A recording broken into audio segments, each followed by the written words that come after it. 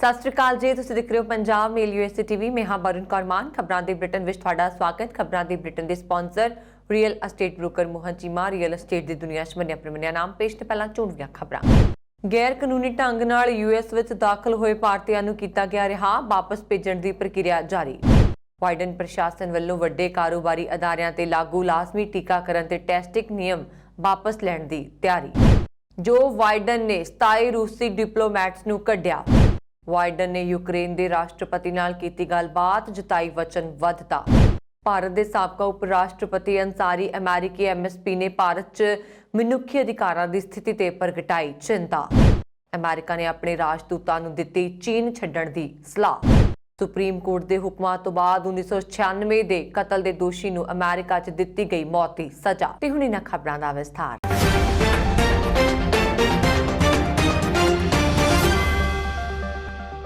ਪਿਛਲੇ ਹਫ਼ਤੇ America Canada ਸਰਹੱਦ ਨੇੜਿਓਂ ਗੈਰ ਕਾਨੂੰਨੀ ਢੰਗ ਨਾਲ ਅਮਰੀਕਾ ਵਿੱਚ ਦਾਖਲ ਹੋਣ ਦੇ ਦੋਸ਼ ਵਿੱਚ ਗ੍ਰਿਫਤਾਰ ਕੀਤੇ ਗਏ 7 ਭਾਰਤੀ ਨਾਗਰਿਕਾਂ ਨੂੰ ਬਾਰਡਰ ਪੈਟਰੋਲ ਨੇ ਰਿਹਾ ਕਰ ਦਿੱਤਾ ਹੈ ਅਤੇ ਉਹਨਾਂ ਨੂੰ ਵਾਪਸ ਭੇਜਣ ਦੀ ਪ੍ਰਕਿਰਿਆ ਜਾਰੀ ਹੈ।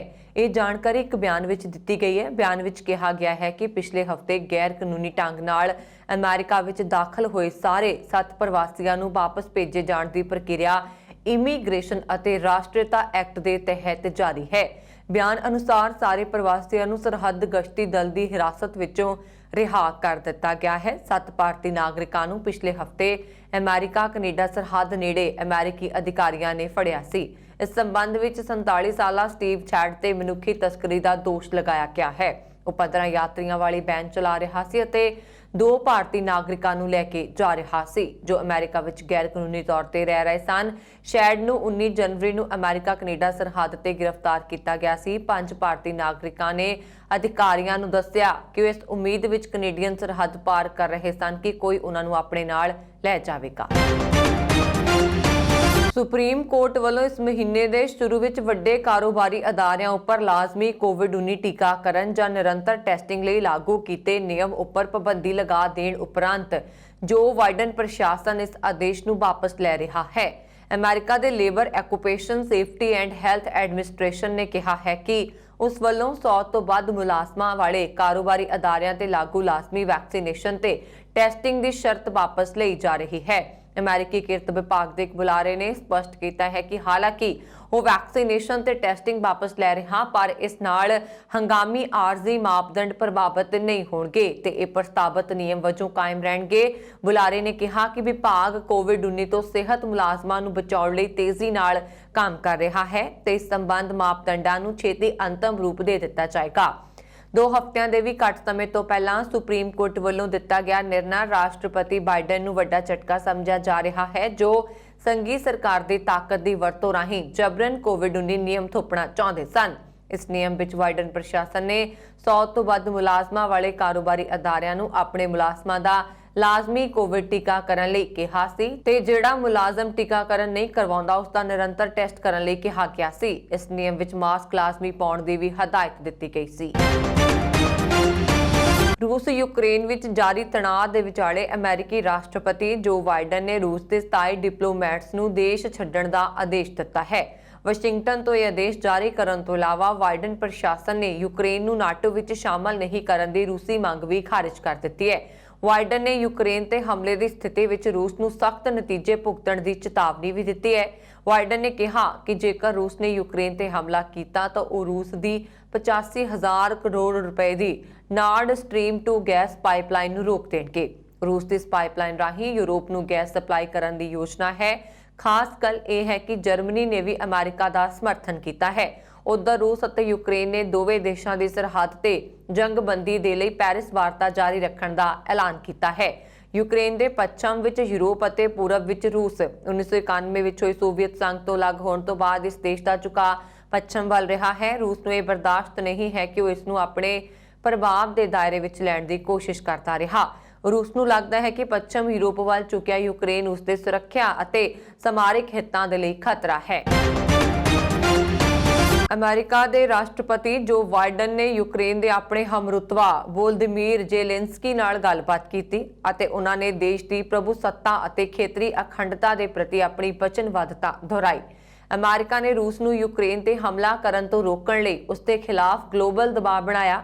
ਵਾਈਟ ਹਾਊਸ ਨੇ ਇੱਕ ਬਿਆਨ ਵਿੱਚ ਕਿਹਾ ਕਿ ਰਾਸ਼ਟਰਪਤੀ ਜੋ ਬਾਈਡਨ ਨੇ ਇਸ ਗੱਲ ਦੀ ਪੁਸ਼ਟੀ ਕੀਤੀ ਹੈ ਕਿ ਜੇਕਰ ਯੂਕਰੇਨ ਤੇ ਰੂਸ ਹਮਲਾ ਕਰਦਾ ਹੈ ਤਾਂ ਆਪਣੇ ਸਹਿਯੋਗੀਆਂ ਅਤੇ ਹਿੱਸੇਦਾਰਾਂ ਨਾਲ ਅਮਰੀਕਾ ਇਸ ਦਾ ਫੈਸਲਾਕੁਨ ਰੂਪ ਵਿੱਚ ਜਵਾਬ ਦੇਣ ਲਈ ਤਿਆਰ ਹੈ। ਵਾਈਟ ਹਾਊਸ ਨੇ ਦੱਸਿਆ ਕਿ ਦੋਹਾਂ ਨੇਤਾਵਾਂ ਨੇ ਯੂਰਪੀ ਸੁਰੱਖਿਆ ਤੇ ਤਾਲਮੇਲ ਵਾਲੀ ਰਾਜਨੀਤਿਕ ਕੋਸ਼ਿਸ਼ਾਂ ਤੇ ਚਰਚਾ ਕੀਤੀ ਅਤੇ ਯੂਕਰੇਨ ਦੇ ਬਿਨਾਂ ਯੂਕਰੇਨ ਦੇ ਬਾਰੇ ਵਿੱਚ ਕੁਝ ਵੀ ਨਹੀਂ ਦੇ ਸਿਧਾਂਤ ਨੂੰ ਰੇਖਾਂਕਿਤ ਕੀਤਾ। ਬਿਆਨ ਦੇ ਅਨੁਸਾਰ ਫੋਨ ਤੇ ਗੱਲਬਾਤ ਦੌਰਾਨ ਬਾਈਡਨ ਨੇ ਨਾਰਮੈਂਡੀ ਰੂਪਾਂਤਰ ਵਿੱਚ ਸੰਘਰਸ਼ ਦੇ ਹੱਲ ਦੇ ਯਤਨਾਂ ਲਈ ਅਮਰੀਕਾ ਦਾ ਸਮਰਥਨ ਦਿੱਤਾ ਹੈ ਅਤੇ ਆਸ ਜਤਾਈ ਹੈ ਕਿ ਜੁਲਾਈ 2020 ਦੀਆਂ ਜੰਗਬੰਦੀ ਦੀਆਂ ਸ਼ਰਤਾਂ ਨੂੰ ਲੈ ਕੇ ਪੱਖਾਂ ਦੁਆਰਾ ਜਨਵਰੀ 26 ਨੂੰ ਜਤਾਈ ਵਚਨਬੱਧਤਾ ਨਾਲ ਤਣਾਅ ਨੂੰ ਘੱਟ ਕਰਨ ਅਤੇ ਮਿੰਸਕ ਸਮਝੌਤਿਆਂ ਨੂੰ ਲਾਗੂ ਕਰਨ ਨੂੰ ਅੱਗੇ ਵਧਾਉਣ ਵਿੱਚ ਮਦਦ ਮਿਲੇਗੀ। ਵਾਈਟ ਹਾਊਸ ਦੀ ਪ੍ਰੈਸ ਸਕੱਤਰ ਜੇਨ ਸਾਕੀ ਨੇ ਪੱਤਰਕਾਰਾਂ ਨੂੰ ਕਿਹਾ ਕਿ ਅਮਰੀਕਾ ਨੇ ਸਰਹੱਦ ਤੇ ਤਿਆਰੀ ਦੇਖੀ ਹੈ ਅਤੇ ਕਿਸੇ ਵੀ ਸਮੇਂ ਹਮਲਾ ਹੋ ਸਕਦਾ ਹੈ। ਉਸਨੇ ਕਿਹਾ ਕਿ ਸਾਡਾ ਅਨੁਮਾਨ ਇਸ ਸੰਬੰਧੀ ਬਦਲਿਆ ਨਹੀਂ। ਇਸ ਤੋਂ ਪਹਿਲਾਂ ਅਮਰੀਕਾ ਅਤੇ ਨਾਟੋ ਦੇ ਮਾਮਲੇ ਤੇ ਰੂਸ ਨੂੰ ਵੱਖ-ਵੱਖ ਆਪਣੀ ਪ੍ਰਤੀਕਿਰਿਆ ਭੇਜੀ।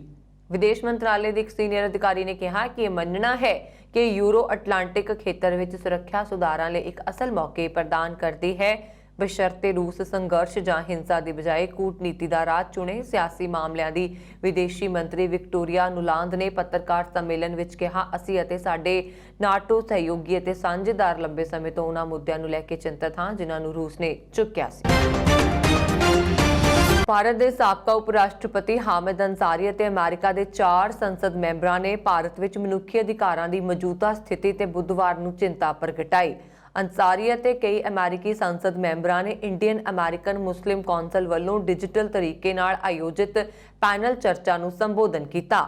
ਭਾਰਤ ਹਾਲਾਂਕਿ ਦੇਸ਼ ਵਿੱਚ ਨਾਗਰਿਕ ਆਜ਼ਾਦੀ ਖਤਮ ਹੋਣ ਨੂੰ ਲੈ ਕੇ ਵਿਦੇਸ਼ੀ ਸਰਕਾਰਾਂ ਅਤੇ ਮਨੁੱਖੀ ਅਧਿਕਾਰ ਸੰਗਠਨ ਦੇ ਦੋਸ਼ਾਂ ਨੂੰ ਨਕਾਰਦਾ ਰਿਹਾ ਹੈ। ਡੈਮੋਕ੍ਰੈਟਿਕ ਪਾਰਟੀ ਦੇ ਸੰਸਦ ਮੈਂਬਰ ਐਡ ਮਾਰਕ ਨੇ ਕਿਹਾ ਕਿ ਅਜਿਹਾ ਮਾਹੌਲ ਬਣਿਆ ਹੈ ਜਿੱਥੇ ਭੇਦਭਾਵ ਅਤੇ ਹਿੰਸਾ ਜੜ ਫੜ ਸਕਦੀ ਹੈ। ਹਾਲ ਦੇ ਸਾਲਾਂ ਵਿੱਚ ਅਸੀਂ ਆਨਲਾਈਨ ਨਫ਼ਰਤ ਭਰੇ ਭਾਸ਼ਣਾਂ ਤੇ ਨਫ਼ਰਤੀ ਕੰਮਾਂ ਵਿੱਚ ਵਾਧਾ ਦੇਖਿਆ ਹੈ। ਇਹਨਾਂ ਵਿੱਚ ਮਸਜਿਦਾਂ ਵਿੱਚ ਭੰਨ-ਤੋੜ, ਗਿਰਜਾਘਰਾਂ ਨੂੰ ਸਾੜਨਾ ਅਤੇ ਫਿਰਕੂ ਹਿੰਸਾ ਵੀ ਸ਼ਾਮਲ ਹੈ। ਮਾਰਕੇ ਦਾ ਭਾਰਤ ਵਿਰੋਧੀ ਰੁਖ ਅਪਣਾਉਣ ਦਾ ਇਤਿਹਾਸ ਰਿਹਾ ਹੈ। ਉਹਨਾਂ ਨੇ ਭਾਰਤ ਦੇ ਸਾਬਕਾ ਪ੍ਰਧਾਨ ਮੰਤਰੀ ਮਨਮੋਹਨ ਸਿੰਘ ਦੀ ਅਗਵਾਈ ਵਾਲੇ ਰਾਜ ਦੌਰਾਨ ਭਾਰਤ ਅਮਰੀਕਾ ਗੈਰ ਫੌਜੀ ਪਰਮਾਣੂ ਸਮਝੌਤੇ ਦਾ ਵੀ ਵਿਰੋਧ ਕੀਤਾ ਸੀ। ਭਾਰਤ ਤੋਂ ਡਿਜੀਟਲ ਤਰੀਕੇ ਨਾਲ ਇਸ ਚਰਚਾ ਵਿੱਚ ਭਾਗ ਲੈਂਦੇ ਹੋਏ ਸਾਬਕਾ ਉਪ ਰਾਸ਼ਟਰਪਤੀ ਅੰਸਾਰੀ ਨੇ ਵੀ ਹਿੰਦੂ ਰਾਸ਼ਟਰਵਾਦ ਦੀ ਵੱਧਦੀ ਪ੍ਰਵਿਰਤੀ ਤੇ ਆਪਣੀ ਚਿੰਤਾ ਪ੍ਰਗਟਾਈ ਹੈ। ਅੰਸਾਰੀ ਨੇ ਦੋਸ਼ ਲਗਾਇਆ ਕਿ ਹਾਲ ਹੀ ਦੇ ਸਾਲਾਂ ਵਿੱਚ ਅਸੀਂ ਉਹਨਾਂ ਪ੍ਰਵਿਰਤੀਆਂ ਅਤੇ ਪ੍ਰਥਾਵਾਂ ਦਾ ਵਧਣਾ ਮਹਿਸੂਸ ਕੀਤਾ ਹੈ ਜੋ ਨਾਗਰਿਕ ਰਾਸ਼ਟਰਵਾਦ ਦੇ ਸਥਾਪਿਤ ਸਿਧਾਂਤ ਸੰਬੰਧੀ ਵਿਵਾਦ ਖੜਾ ਕਰਦੀਆਂ ਨੇ ਅਤੇ ਸੰਸਕ੍ਰਿਤਿਕ ਰਾਸ਼ਟਰਵਾਦ ਦੀ ਇੱਕ ਨਵੀਂ ਅਤੇ ਕਾਲਪਨਿਕ ਪ੍ਰਵਿਰਤੀ ਨੂੰ ਬੜਾਵਾ ਦਿੰਦੀਆਂ ਨੇ। ਉਹ ਨਾਗਰਿਕਾਂ ਨੂੰ ਉਹਨਾਂ ਦੇ ਧਰਮ ਦੇ ਆਧਾਰ ਤੇ ਵੱਖ ਕਰਨਾ ਚਾਹੁੰਦੀ ਹੈ ਅਤੇ ਸ਼ਾਂਤੀ ਅਤੇ ਸੁਰੱਖਿਆ ਨੂੰ ਵਧਾਵਾ ਦਿੰਦੀਆਂ ਨੇ। ਚਰਚਾ ਵਿੱਚ 3 ਸੰਸਦ ਮੈਂਬਰ ਜਿਮ ਮੈਕਵਨ, ਐਂਡੀ ਲੇਵਿਨ ਅਤੇ ਜੈਮੀ ਰਸਕਿਨ ਨੇ ਵੀ ਹਿੱਸਾ ਲਿਆ। ਅਮਰੀਕਾ ਦੀਆਂ ਬੀਜਿੰਗ ਵਿੱਚ ਸਖਤ ਪਾਬੰਦੀਆਂ ਨੂੰ ਲੈ ਕੇ ਆਪਣੇ ਡਿਪਲੋਮੈਟਾਂ ਨੂੰ ਦੇਸ਼ ਛੱਡਣ ਦੀ ਸਲਾਹ ਦੇਣ ਤੇ ਡਰੈਗਨ ਭੜਕਿਆ ਹੈ। ਚੀਨ ਨੇ ਬੁੱਧਵਾਰ ਨੂੰ ਅਮਰੀਕੀ ਡਿਪਲੋਮੈਟਾਂ ਅਤੇ ਉਹਨਾਂ ਦੇ ਪਰਿਵਾਰਾਂ ਨੂੰ ਬੀਜਿੰਗ ਦੇ ਸਖਤ ਮਹਾਮਾਰੀ ਵਿਰੋਧ ਉਪਵਾਵਾਂ ਤੋਂ ਬਚਣ ਲਈ ਦੇਸ਼ ਛੱਡਣ ਦੀ ਅਮਰੀਕਾ ਦੀ ਪੇਸ਼ਕਸ਼ ਤੇ ਗੰਭੀਰ ਚਿੰਤਾ ਅਤੇ ਅਸੰਤੁਸ਼ਟੀ ਜ਼ਾਹਿਰ ਕਰਦਿਆਂ ਇਸ ਨੂੰ ਗੁੰਮਰਾਹਕੁਨ ਫੈਸਲਾ ਕਰਾਰ ਦਿੱਤਾ। ਨਾਲ ਹੀ ਕਿਹਾ ਕਿ ਅਮਰੀਕਾ ਦਾ ਇਹ ਫੈਸਲਾ ਉਸਦੇ ਕਰਮਚਾਰੀਆਂ ਲਈ ਸੰਕਰਮਣ ਦਾ ਹੋਰ ਖਤਰਾ ਪੈਦਾ ਕਰੇਗਾ। ਦਰਅਸਲ ਅਮਰੀਕੀ ਦੂਤਵਾਸ ਨੇ ਬੀਜਿੰਗ ਵਿੱਚ ਲਗਾਈਆਂ ਸਖਤ ਪਾਬੰਦੀਆਂ ਦੇ ਮੱਦੇਨਜ਼ਰ ਆਪਣੀ ਸਰਕਾਰ ਨੂੰ ਡਿਪਲੋਮੈਟਾਂ ਨੂੰ ਆਪਣੀ ਮਰਜ਼ੀ ਨਾਲ ਦੇਸ਼ ਛੱਡਣ ਦੀ ਆਗਿਆ ਦੇਣ ਦੀ ਅਪੀਲ ਕੀਤੀ ਹੈ ਤਾਂ ਜੋ ਉਹ ਆਪਣੇ ਅਨੁਸਾਰ ਖੁੱਲੇ ਮਾਹੌਲ 'ਚ ਪਰਿਵਾਰਾਂ ਨੂੰ ਲੈ ਕੇ ਜਾ ਸਕਣ। ਕੋਰੋਨਾ ਦੀ ਮਾਰ ਚੀਨ ਦੇ ਬੀਜਿੰਗ ਤੱਕ ਪਹੁੰਚ ਗਈ ਜਿੱਥੇ ਫਰਵਰੀ 'ਚ ਵਿੰਟਰ ਓਲੰਪਿਕ ਖੇਡਾਂ ਹੋਣੀਆਂ ਨੇ। ਇਨਫੈਕਸ਼ਨ ਦੇ ਇਸ ਰਫ਼ਤਾਰ ਨੂੰ ਰੋਕਣ ਲਈ ਚੀਨ ਨੇ ਬਹੁਤ ਸਖਤ ਪਾਬੰਦੀਆਂ ਲਗਾਉਣੀਆਂ ਸ਼ੁਰੂ ਕਰ ਦਿੱਤੀਆਂ ਨੇ ਜਿਸ ਤੇ ਓਲੰਪਿਕ ਵਿੱਚ ਹਿੱਸਾ ਲੈਣ ਵਾਲੇ ਦੇਸ਼ਾਂ ਨੇ ਆਪਣੀ ਨਾਰਾਜ਼ਗੀ ਜ਼ਾਹਿਰ ਕੀਤੀ ਹੈ। ਚੀਨ ਦੇ ਸਰਕਾਰੀ ਅਖਬਾਰ ਗਲੋਬਲ ਟਾਈਮਜ਼ ਨੇ ਮਾਮਲੇ ਦੀ ਜਾਣਕਾਰੀ ਰੱਖਣ ਵਾਲੇ ਇੱਕ ਸਰੋਤ ਦਾ ਹਵਾਲਾ ਦਿੰਦੇ ਹੋਏ ਮੰਗਲਵਾਰ ਨੂੰ ਕਿਹਾ, ਅਮਰੀਕੀ ਵਿਦੇਸ਼ ਵਿਭਾਗ ਨੇ ਚੀਨ ਵਿੱਚ ਮਹਾਮਾਰੀ ਦੀ ਸਥਿਤੀ ਦਾ ਹਵਾਲਾ ਦਿੰਦੇ ਹੋਏ ਆਪਣੇ ਦੂਤਵਾਸਾਂ ਅਤੇ ਕੌਂਸੂਲੇਟਾਂ ਨੂੰ ਆਪਣੇ ਕਰਮਚਾਰੀਆਂ ਦੇ ਪ੍ਰਸਥਾਨ ਨੂੰ ਮਨਜ਼ੂਰੀ ਦੇਣ ਦੀ ਯੋਜਨਾ ਤੇ ਵਿਚਾਰ ਕਰ ਰਿਹਾ। ਅਮਰੀਕਾ ਦੇ ਅਲਬਾਮਾ ਵਿੱਚ ਸੁਪਰੀਮ ਕੋਰਟ ਦੇ ਹੁਕਮ ਤੋਂ ਬਾਅਦ ਵੀਰਵਾਰ ਨੂੰ ਕਤਲ ਦੇ ਇੱਕ ਮਾਮਲੇ ਵਿੱਚ ਕੈਦੀ ਨੂੰ ਘਾਤਕ ਟੀਕਾ ਲਗਾ ਕੇ ਮੌਤ ਦੀ ਸਜ਼ਾ ਦੇ ਦਿੱਤੀ ਗਈ। ਸਿਖਰਲੀ ਅਦਾਲਤ ਨੇ ਬਚਾਅ ਪੱਖ ਦੇ ਇਹਨਾਂ ਦਾਅਵਿਆਂ ਨੂੰ ਰੱਦ ਕਰ ਦਿੱਤਾ ਕਿ ਦੋਸ਼ੀ ਵਿਅਕਤੀ ਬੌਧਿਕ ਰੂਪ ਨਾਲ ਦਿਵਿਆਂਗ ਹੈ। State attorney general Steve Marshall ਨੇ ਇੱਕ ਬਿਆਨ ਵਿੱਚ ਕਿਹਾ ਕਿ ਸੁਪਰੀਮ ਕੋਰਟ ਦੇ ਮੈਥਿਊ ਰੀਵਜ਼ ਦੀ ਮੌਤ ਦੀ ਸਜ਼ਾ ਤੇ ਰੋਕ ਲਗਾਉਣ ਵਾਲੇ ਹੇਠਲੀ ਅਦਾਲਤ ਦੇ ਹੁਕਮ ਨੂੰ ਪਲਟ ਦਿੱਤਾ, ਜਿਸ ਤੋਂ ਬਾਅਦ ਉਸ ਨੂੰ ਹੋਲਮੈਨ ਜੇਲ੍ਹ ਵਿੱਚ ਮੌਤ ਦੀ ਸਜ਼ਾ ਦਿੱਤੀ ਗਈ। ਸਥਾਨਕ ਸਮੇਂ ਅਨੁਸਾਰ ਰਾਤ 9:24 ਤੇ ਉਸ ਨੂੰ ਮ੍ਰਿਤਕ ਐਲਾਨ ਦਿੱਤਾ ਗਿਆ। ਰੀਵਜ਼ ਨੂੰ 1996 ਵਿੱਚ ਵਾਹਨ ਚਾਲਕ ਵਿਲੀ ਜੌਨਸਨ ਦੀ ਹੱਤਿਆ ਦਾ ਦੋਸ਼ੀ ਪਾਇਆ ਗਿਆ ਸੀ। ਜੌਨਸਨ ਨੇ ਉਸ ਨੂੰ ਆਪਣੀ ਕਾਰ ਵਿੱਚ ਬਿਠਾਇਆ ਸੀ। ਯੂਕਰੇਨ ਦੀ ਫੌਜ ਦੀ ਸਹਾਇਤਾ ਲਈ ਕੈਨੇਡਾ ਕੁੱਲ 400 ਸੈਨਿਕ ਤਾਇਨਾਤ ਕਰੇਗਾ ਅਤੇ ਇਹਨਾਂ ਵਿੱਚੋਂ 60 ਅਗਲੇ ਕੁਝ ਦਿਨਾਂ ਵਿੱਚ ਤਾਇਨਾਤ ਕੀਤੇ ਜਾਣਗੇ। ਕੈਨੇਡਾ ਦੀ ਰੱਖਿਆ ਮੰਤਰੀ ਅਨੀਤਾ ਆਨੰਦ ਨੇ ਪ੍ਰਧਾਨ ਮੰਤਰੀ ਜਸਟਿਨ ਟਰੂਡੋ ਨਾਲ ਇੱਕ ਨਿਊਜ਼ ਕਾਨਫਰੰਸ ਦੌਰਾਨ ਇਹ ਜਾਣਕਾਰੀ ਦਿੱਤੀ। ਆਨੰਦ ਨੇ ਬੁੱਧਵਾਰ ਨੂੰ ਕਿਹਾ ਕਿ ਅਸੀਂ ਆਪਰੇਸ਼ਨ ਯੂਨੀਫਾਇਰ ਤੇ ਵਿਸਤਾਰ ਦੀ ਘੋਸ਼ਣਾ ਕਰਦੇ ਹੋਏ ਖੁਸ਼ ਹਾਂ। ਲਗਭਗ $340 ਮਿਲੀਅਨ ਦੇ ਨਾਲ ਅਸੀਂ ਯੂਕਰੇਨ ਵਿੱਚ ਆਪਣੇ ਸਿਖਲਾਈ ਮਿਸ਼ਨ ਦੀ ਸਮਰੱਥਾ ਨੂੰ ਵਧਾਵਾਂਗੇ। ਆਉਣ ਵਾਲੇ ਦਿਨਾਂ 'ਚ ਕੈਨੇਡੀਅਨ ਹਥਿਆਰਬੰਦ ਬਲਾਂ ਦੇ ਨਾਲ 60 ਤੱਕ ਮੈਂਬਰ ਹੋਣਗੇ। ਆਨੰਦ ਨੇ ਅੱਗੇ ਕਿਹਾ ਕਿ ਕੈਨੇਡੀਅਨ ਸੈਨਿਕ ਰਣਨੀਤੀ ਬਣਾਉਣ, ਵਿਸਫੋਟਕ ਯੰਤਰ ਨੂੰ ਨਸ਼ਟ ਕਰਨ, ਸਨਾਈਪਿੰਗ, ਖੋਜ ਅਤੇ ਦਵਾਈ ਵਰਗੇ ਖੇਤਰਾਂ 'ਚ ਸਿਖਲਾਈ ਪ੍ਰਦਾਨ ਕਰ ਰਹੇ ਨੇ। ਟਰੂਡੋ ਨੇ ਦੱਸਿਆ ਕਿ ਕੈਨੇਡਾ ਇਸ ਕਾਰਵਾਈ ਨੂੰ ਹੋਰ 3 ਸਾਲਾਂ ਲਈ ਵਧਾ ਰਿਹਾ ਅਤੇ ਯੂਕਰੇਨ ਵਿੱਚ ਆਪਣੇ ਸੈਨਿਕਾਂ ਦੀ ਗਿਣਤੀ 200 ਤੋਂ 400 ਤੱਕ ਦੁੱਗਣੀ ਕਰ ਰਿਹਾ। ਟਰੂਡੋ ਨੇ ਕਿਹਾ ਕਿ ਆਪਰੇਸ਼ਨ ਯੂਕਰੇਨ ਦੇ ਪੱਛਮੀ ਹਿੱਸੇ ਵਿੱਚ ਕੇਂਦਰਿਤ ਹੈ, ਜਿੱਥੇ ਸੈਨਿਕਾਂ ਲਈ ਜ਼ੋਖਮ ਸਭ ਤੋਂ ਘੱਟ ਨੇ ਅਤੇ ਉਹ ਸਿਖਲਾਈ ਅਤੇ ਸਹਾਇਤਾ ਮਿਸ਼ਨ ਤੇ ਧਿਆਨ ਦੇ ਸਕਦੇ ਨੇ। ਟਰੂਡੋ ਨੇ ਕਿਹਾ ਕਿ ਕੈਨੇਡੀਅਨ ਕਰਮਚਾਰੀਆਂ ਦੀ ਸੁਰੱਖਿਆ ਸਭ ਤੋਂ ਮਹੱਤਵਪੂਰਨ ਹੈ ਅਤੇ ਰੂਸੀ ਹਮਲੇ ਦੀ ਸਥਿਤੀ ਵਿੱਚ ਸਰਕਾਰ ਇਹ ਯਕੀਨੀ ਬਣਾਏਗੀ ਕਿ ਫੌਜ ਦੇ ਮੈਂਬਰ ਸੁਰੱਖਿਅਤ ਰਹਿਣ। ਕੈਨੇਡਾ ਦੇ ਬ੍ਰਿਟਿਸ਼ ਕੋਲੰਬੀਆ ਸੂਬੇ 'ਚ ਮੂਲ ਵਾਸੀਆਂ ਦੀ ਸੰਸਥਾ ਵਿਲੀਅਮਸ ਲੇਕ ਫਸਟ ਨੇਸ਼ਨ ਵੱਲੋਂ ਜਾਰੀ ਕੀਤੇ ਗਏ ਪ੍ਰੈਸ ਬਿਆਨ 'ਚ ਦੱਸਿਆ ਗਿਆ ਹੈ ਕਿ ਆਦੀਵਾਸੀਆਂ ਦੇ ਬੱਚਿਆਂ ਲਈ ਬਣਾਏ ਗਏ Saint Joseph mission residential school ਦੀ ਗਰਾਊਂਡ 'ਚੋਂ 93 ਕਬਰਾਂ ਮਿਲੀਆਂ। ਇਹ ਰੈਜ਼ੀਡੈਂਸ਼ੀਅਲ ਸਕੂਲ ਸਨ 1867 ਵਿੱਚ ਸਥਾਪਿਤ ਕੀਤਾ ਗਿਆ ਸੀ ਤੇ 1969 ਤੱਕ ਰੋਮਨ ਕੈਥੋਲਿਕ ਚਰਚ ਦੇ ਪ੍ਰਬੰਧਕਾਂ ਵੱਲੋਂ ਚਲਾਇਆ ਗਿਆ ਸੀ। ਦੱਸਿਆ ਗਿਆ ਹੈ ਕਿ ਇਹਨਾਂ ਕਬਰਾਂ ਵਿੱਚ ਬੱਚਿਆਂ ਦੇ ਪਿੰਜਰ ਹੋਣ ਬਾਰੇ ਜਾਂਚ ਚੱਲ ਰਹੀ ਹੈ। ਵਰਣਨਯੋਗ ਹੈ ਕਿ ਬੀਤੇ ਸਾਲ ਸਸਕੈਚਵਨ ਦੇ ਇੱਕ ਰੈਜ਼ੀਡੈਂਸ਼ੀਅਲ ਸਕੂਲ 'ਚੋਂ 751 ਬੱਚਿਆਂ ਦੀਆਂ ਕਬਰਾਂ ਮਿਲੀਆਂ ਅਤੇ ਕ੍ਰੇਨ ਬਰੁਕ ਦੇ ਸੇਂਟ ਇਓਜਨ ਮਿਸ਼ਨ ਰੈਜ਼ੀਡੈਂਸ਼ੀਅਲ ਸਕੂਲ 'ਚੋਂ 182 ਤੇ ਕੈਪਸੂਲ ਦੇ ਸਕੂਲ 'ਚੋਂ 200 ਬੱਚਿਆਂ ਦੇ ਪਿੰਜਰ ਮਿਲੇ ਸਨ। ਵਿਲੀਅਮਸ ਲੇਕ ਦਾ Saint Joseph mission residential school 1970 ਤੋਂ 1981 ਤੱਕ ਸਰਕਾਰ ਦੀ ਨਿਗਰਾਨੀ ਹੇਠ ਚੱਲਦਾ ਰਿਹਾ ਹੈ। ਕੋਰੋਨਾ ਕਾਲ ਵਿੱਚ ਪਾਰਟੀਆਂ ਕਰਕੇ ਪਾਬੰਦੀਆਂ ਦੀ ਉਲੰਘਣਾ ਕਰਨ ਦੇ ਮਾਮਲੇ ਨੂੰ ਲੈ ਕੇ ਇੰਗਲੈਂਡ ਦੇ ਪ੍ਰਧਾਨ ਮੰਤਰੀ ਬੋਰਿਸ ਜੌਨਸਨ ਨੇ ਅਸਤੀਫਾ ਦੇਣ ਤੋਂ ਸਾਫ਼ ਇਨਕਾਰ ਕਰ ਦਿੱਤਾ ਹੈ। ਹਾਲਾਂਕਿ ਇਸ ਵਿਚਾਲੇ ਉਹਨਾਂ ਨੇ ਇਸ ਮਾਮਲੇ ਨੂੰ ਲੈ ਕੇ ਹੋ ਰਹੀ ਪੁਲਿਸ ਜਾਂਚ ਦਾ ਸਵਾਗਤ ਕੀਤਾ ਹੈ। ਦੂਜੇ ਪਾਸੇ ਵਿਰੋਧੀਆਂ ਨੇ ਉਹਨਾਂ ਕੋਲੋਂ ਅਸਤੀਫੇ ਦੀ ਮੰਗ ਕੀਤੀ ਹੈ। ਦਰਅਸਲ ਲੇਬਰ ਪਾਰਟੀ ਦੇ ਨੇਤਾ ਕੀਰ ਸਟਾਰਮਰ ਨੇ ਪਾਬੰਦੀਆਂ ਦੀ ਉਲੰਘਣਾ ਦਾ ਦੋਸ਼ ਲਗਾਉਂਦੇ ਹੋਏ ਪ੍ਰਧਾਨ ਮੰਤਰੀ ਜੌਨਸਨ ਕੋਲੋਂ ਪੁੱਛਿਆ ਸੀ ਕਿ ਉਹ ਪ੍ਰਧਾਨ ਮੰਤਰੀ ਅਹੁਦੇ ਤੋਂ ਅਸਤੀਫਾ ਦੇ ਰਹੇ ਨੇ। ਇਸ ਤੇ ਜੌਨਸਨ ਨੇ ਜਵਾਬ ਦਿੱਤਾ, ਨਹੀਂ। ਸਟਾਰਮਰ ਤੋਂ ਇਲਾਵਾ ਵਿਰੋਧੀ ਧਿਰ ਦੇ ਹੋਰ ਨੇਤਾਵਾਂ ਨੇ ਵੀ ਅਸਤੀਫੇ ਦੀ ਮੰਗ ਕੀਤੀ ਸੀ। ਇਸ ਵਿਚਾਲੇ ਆਪਣੀ ਸਰਕਾਰ ਦੀ ਉਪਲਬਧੀਆਂ ਨੂੰ ਗਿਣਾ ਕੇ ਜੌਨਸਨ ਵੀ ਪਾਰਟੀਗੇਟ ਮਾਮਲੇ ਤੋਂ ਧਿਆਨ ਭਟਕਾਉਣ ਦੀ ਕੋਸ਼ਿਸ਼ ਕਰਦੇ ਹੋਏ ਦਿਖਾਈ ਦਿੱਤੇ। ਜੌਨਸਨ ਨੇ ਕਿਹਾ ਪਾਰਟੀਗੇਟ ਮਾਮਲੇ ਨੂੰ ਲੈ ਕੇ ਅਹੁਦਾ ਛੱਡਣ ਨੂੰ ਲੈ ਕੇ ਵੱਧਦੇ ਦਬਾਅ ਦੇ ਬਾਵਜੂਦ ਉਹ ਅਸਤੀਫਾ ਨਹੀਂ ਦੇਣਗੇ। ਜੌਨਸਨ ਨੇ ਕਿਹਾ ਕਿ ਸਾਲ 2020-21 ਦੇ ਦੌਰਾਨ 10 ਡਾਊਨਿੰਗ ਸਟਰੀਟ ਅਤੇ ਹੋਰ ਸਰਕਾਰੀ ਦਫ਼ਤਰਾਂ ਵਿੱਚ ਕਥਿਤ ਲਾਕਡਾਊਨ ਦੀ ਉਲੰਘਣਾ ਨਾਲ ਜੁੜੇ ਤਮਾਮ ਮਾਮਲਿਆਂ ਨੂੰ ਲੈ ਕੇ ਸਕਾਟਲੈਂਡ ਯਾਰਡ ਪੁਲਿਸ ਦੀ ਜਾਂਚ ਦਾ ਮੈਂ ਸਵਾਗਤ ਕਰਦਾ ਹਾਂ। ਦੱਖਣੀ ਚੀਨ ਸਾਗਰ ਵਿੱਚ ਅਮਰੀਕਾ ਤੇ ਚੀਨ ਦੇ ਤਣਾਅ ਨੂੰ ਦੇਖਦੇ ਹੋਏ ਅਮਰੀਕੀ ਸਰਕਾਰ ਹੁਣ ਚੀਨ ਦੀਆਂ ਜਲ ਸੈਨਿਕ ਸਮਰੱਥਾਵਾਂ ਨੂੰ ਦੇਖਦੇ ਹੋਏ ਉੱਥੇ ਆਪਣੀ ਫੌਜੀ ਤਾਕਤ ਹੋਰ ਵਧਾਉਣਾ ਚਾਹੁੰਦੀ ਹੈ। ਏਸ਼ੀਆ ਟਾਈਮਜ਼ ਦੇ ਰਿਪੋਰਟ ਮੁਤਾਬਕ ਕੁਝ ਏਸ਼ੀਆਈ ਆਗੂਆਂ ਨੂੰ ਡਰ ਸੀ ਕਿ ਡੋਨਾਲਡ ਟਰੰਪ ਦੇ ਚੋਣ ਹਾਰਨ ਮਗਰੋਂ ਅਮਰੀਕਾ ਚੀਨ ਖਿਲਾਫ ਆਪਣੇ ਸਖਤ ਰਵੱਈਏ ਨੂੰ ਛੱਡ ਦੇਵੇਗਾ, ਪਰ ਇਸ ਦਾ ਉਲਟ ਹੀ ਹੋਇਆ ਹੈ। ਰਾਸ਼ਟਰਪਤੀ ਦੀ ਚੋਣ ਜਿੱਤਣ ਤੋਂ ਬਾਅਦ ਜੋ ਬਾਈਡਨ ਦੇ ਰੁਖ ਨਾਲ ਕਈ ਅਮਰੀਕੀ ਸਹਿਯੋਗੀਆਂ ਦੀ ਏਸ਼ੀਆ 'ਚ ਪੈਠ ਵੱਧ ਗਈ ਹੈ। ਇਸ ਮਹੀਨੇ ਦੇ ਸ਼ੁਰੂ 'ਚ ਦੱਖਣੀ ਚੀਨ ਸਾਗਰ ਦੇ ਵਿਵਾਦਤ ਟਾਪੂ ਸਮੂਹਾਂ 'ਚ ਅਮਰੀਕੀ ਜੰਗੀ ਬੇੜਾ USS ਕਾਰਲ ਵਿਨਸਨ ਦੀ ਅਗਵਾਈ 'ਚ 5 ਦਿਨਾਂ ਜਲ ਸੈਨਿਕ ਡਰਿਲ ਹੋਈ। ਪਿਛਲੇ ਸਾਲ ਦੇ ਮੁਕਾਬਲੇ ਇਹ ਜਲ ਸੈਨਿਕ ਅਭਿਆਸ 2 ਹਫ਼ਤੇ ਜ਼ਿਆਦਾ ਸਮੇਂ ਤੱਕ ਚੱਲਿਆ। ਚੀਨ ਤੇ ਤਾਇਵਾਨ ਵਿਚਾਲੇ ਭਾਰੀ ਤਣਾਅ 'ਚ ਅਮਰੀਕੀ ਜੰਗੀ ਬੇੜਿਆਂ ਨੇ ਪਿਛਲੇ ਐਤਵਾਰ ਨੂੰ ਦੱਖਣੀ ਚੀਨ ਸਾਗਰ 'ਚ ਦਾਖਲਾ ਕੀਤਾ। ਟਾਟਾ ਗਰੁੱਪ ਵੱਲੋਂ ਸ਼ੁਰੂ ਕੀਤੀ ਗਈ 에ਅਰਲਾਈਨ ਕੰਪਨੀ 에ਅਰ ਇੰਡੀਆ 69 ਸਾਲਾਂ ਬਾਅਦ ਇੱਕ ਵਾਰ ਮੁੜ ਇਸੇ ਉਦਯੋਗਿਕ ਸਮੂਹ ਕੋਲ ਪਰਤ ਗਈ ਹੈ। ਵੀਰਵਾਰ ਨੂੰ ਰਾਜਧਾਨੀ ਸਥਿਤ ਏਅਰ ਇੰਡੀਆ ਦੇ ਹੈੱਡਕੁਆਰਟਰ 'ਚ ਸਥਿਤ ਇੱਕ ਦਫ਼ਤਰ 'ਚ ਜਨਤਕ ਖੇਤਰ ਜਿਸ ਦੀ ਕੰਪਨੀ 100% ਹਿੱਸੇਦਾਰੀ ਤੇ ਪ੍ਰਬੰਧਨ ਟਾਟਾ ਗਰੁੱਪ ਦੀ ਕੰਪਨੀ ਟੈਲੈਸ ਪ੍ਰਾਈਵੇਟ ਲਿਮਟਿਡ ਨੂੰ ਸੌਂਪ ਦਿੱਤੀ ਗਈ। ਇਸ ਟ੍ਰਾਂਸਫਰ ਲਈ ਟਾਟਾ ਗਰੁੱਪ ਦੇ ਚੇਅਰਮੈਨ ਐਨ ਚੰਦਰਸ਼ੇਖਰਨ ਵੀ ਦਿੱਲੀ ਆਏ ਤੇ ਉਹਨਾਂ ਨੇ ਪੀਐਮ ਨਰਿੰਦਰ ਮੋਦੀ ਨਾਲ ਮੁਲਾਕਾਤ ਕਰਕੇ ਇਹ ਭਰੋਸਾ ਦਿਵਾਇਆ ਕਿ ਭਾਰਤ ਇਸ ਦੀ ਮਾਣਮੱਤੀ ਏਅਰਲਾਈਨ ਕੰਪਨੀ ਦਾ ਪੁਰਾਣਾ ਮਾਣ ਮੁੜ ਤੋਂ ਸਥਾਪਿਤ ਕੀਤਾ ਜਾਏਗਾ। ਚੰਦਰਸ਼ੇਖਰਨ ਨੇ ਬਾਅਦ ਵਿੱਚ ਮੀਡੀਆ ਸਾਹਮਣੇ ਆਪਣੇ ਸੰਖੇਪ ਬਿਆਨ ਦਿੱਤੇ ਕਿ ਉਹਨਾਂ ਨੂੰ ਟਾਟਾ ਗਰੁੱਪ 'ਚ ਏਅਰ ਇੰਡੀਆ ਦੀ ਵਾਪਸੀ ਤੋਂ ਕਾਫੀ ਖੁਸ਼ੀ ਹੈ ਤੇ ਇਸ ਨੂੰ ਇੱਕ ਵਿਸ਼ਵ ਪੱਧਰੀ ਐਵੀਏਸ਼ਨ ਕੰਪਨੀ ਬਣਾਉਣ ਲਈ ਗਰੁੱਪ ਵਚਨਬੱਧ ਹੈ। ਬਾਅਦ ਵਿੱਚ ਇੱਕ ਦੂਜੇ ਸੰਦੇਸ਼ 'ਚ ਉਹਨਾਂ ਨੇ ਇਸ ਨੂੰ ਘਰ ਵਾਪਸੀ ਕਰਾਰ ਦਿੱਤਾ ਹੈ ਤੇ ਏਅਰ ਇੰਡੀਆ ਦੇ ਸਾਰੇ ਮੁਲਾਜ਼ਮਾਂ ਦਾ ਆਪਣੇ ਗਰੁੱਪ 'ਚ ਸਵਾਗਤ ਕੀਤਾ ਹੈ। ਉਹਨਾਂ ਨਾਲ ਅੱਗੇ ਕੰਮ ਕਰਨ ਦੀ ਗੱਲ ਕਹੀ। ਉਹ ਇਹ ਵੀ ਕਿਹਾ ਕਿ ਏਅਰ ਇੰਡੀਆ ਦੇ ਸੁਨਹਿਰੇ ਭਵਿੱਖ ਨੂੰ ਲੈ ਕੇ ਮੈਂ ਆਸਵੰਦ ਹਾਂ। ਸਾਡੀ ਅਸਲੀ ਯਾਤਰਾ ਹੁਣ ਸ਼ੁਰੂ ਹੁੰਦੀ ਹੈ। ਸਿਵਲ ਐਵੀਏਸ਼ਨ ਮੰਤਰੀ ਜਯੋਤਿਰਾਦਿੱਤਿਆ ਸਿੰਧੀਆ ਨੇ ਉਮੀਦ ਪ੍ਰਗਟਾਈ ਹੈ ਕਿ ਏਅਰ ਇੰਡੀਆ ਨਵੇਂ ਮਾਲਕ ਨਾਲ ਹੋਰ ਅੱਗੇ ਵਧੇਗੀ ਤੇ ਭਾਰਤੀ ਐਵੀਏਸ਼ਨ ਸੈਕਟਰ ਨੂੰ ਮਜ਼ਬੂਤ ਬਣਾਉਣ 'ਚ ਯੋਗਦਾਨ ਦੇਵੇਗੀ। यूरोपियन यूनियन की ड्रग रेगुलेटरी संस्था द यूरोपियन मैडिसन एजेंसी ने सुझाव दिता है कि कोविड-19 के इलाज लई फाइजर वालों निर्मित दवाई नूं यूरोपियन यूनियन के स्थाई मैंबर देशों च इस्तेमाल की आग्या दी जाए। एजेंसी ने पहली बार कोविड के इलाज लई किसी दवाई के इस्तेमाल का सुझाव दिता है। वीरवार नूं जारी एक बयान च एजेंसी ने कहा कि फाइजर की दवाई पैक्सलोवाइड के इस्तेमाल लई हरी झंडी दिखाउण नाल कोविड नाल पीड़ित लोगों को मदद मिल सकती है और उन्होंने गंभीर बीमारी होने तो बचाया जा सकता। EMA की विशेष कमेटी ने सुझाव दिता है कि इस दवाई को नाबालगां नूं दिता जा सकता है जिन्होंने ऑक्सीजन की लोड़ है और गंभीर बीमारी होने का खतरा ज्यादा है। ग्लोबल पद्धर ते तबाही मचाउण वाले कोरोना वायरस के नवे रूप सामने आ रहे हैं। कोरोना वायरस का सब तो पहला गढ़ रहे चीन के वुहान शहर के विग्यानियों ने चेतावनी दी है कि एक नवा कोरोना वायरस न्यूकोव दुनिया विच दस्तक दे चुका है। ये नवा कोरोना वायरस बहुत ही ज्यादा छूतकारी है और इस नाल संक्रमित हुए 3 विचों 1 मरीज की मौत हो सकती है।